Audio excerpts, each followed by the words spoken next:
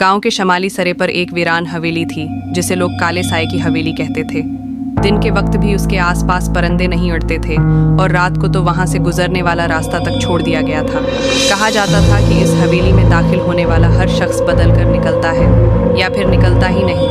हवेली का सबसे खौफनाक हिस्सा था उसका आखिरी कमरा। बूढ़े लोग कहते थे कि इस कमरे में एक ऐसा आईना है जो इंसान का चेहरा नहीं बल्कि उसकी रूह दिखाता है। अहमद की आमद। अहमद एक सहाफ़ी था, शहर से आया हुआ। वो लापता अफराद और पुरअसरार मकामात पर रिपोर्टिंग करता था। गांव वालों ने जब उसे हवेली के बारे में बताया तो उसकी आंखों में तजस्सुस चमक उठा। ये सब कहानियां हैं अहमद हंसा। मैं आज रात वो हवेली देखूंगा। गांव के एक बूढ़े शख्स ने कांपती आवाज में कहा, बेटा, सूरज डूबने के बाद वहां मत जाना। आखिरी कमरा जिंदा लोगों के लिए नहीं है। अहमद ने बात नजरअंदाज कर दी। हवेली के अंदर आधी रात के करीब जब हवा भी साकित हो चुकी थी, अहमद टारिच और कैमरा लेकर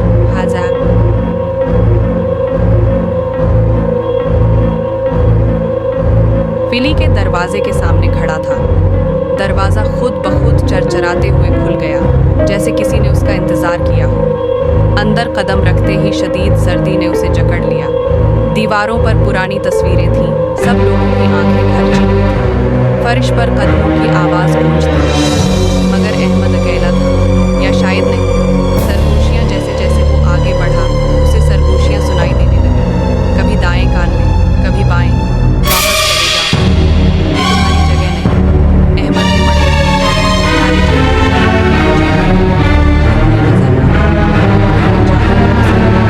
उसकी एक तस्वीर बनी। अहमद ने स्क्रीन देखी, उसका दिल धड़क सा गया। तस्वीर में मोहम्मद था, लेकिन उसके पीछे एक लंबा स्याह साया खड़ा था, जिसकी आंखें सफेद थीं।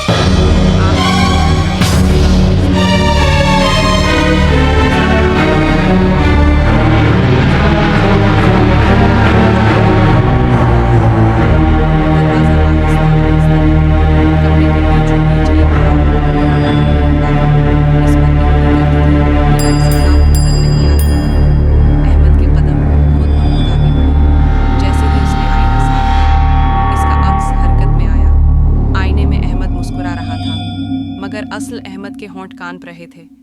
आईने वाले अहमद ने आहिस्ता से कहा, अब तुम आज़ाद हो, अब मेरी बारी है। सच का इंकिशाफ। दीवारों पर अचानक खून जैसे अल्फाज अभर आए।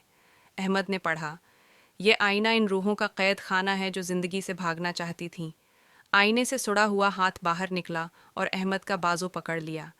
कमरा घूमने लगा, चीखने की कोशिश की, मगर आवाज़ जैसे निगल ली गई हो। उसे महसूस हुआ जैसे वो आईने के अंदर खंचता जा रहा हो।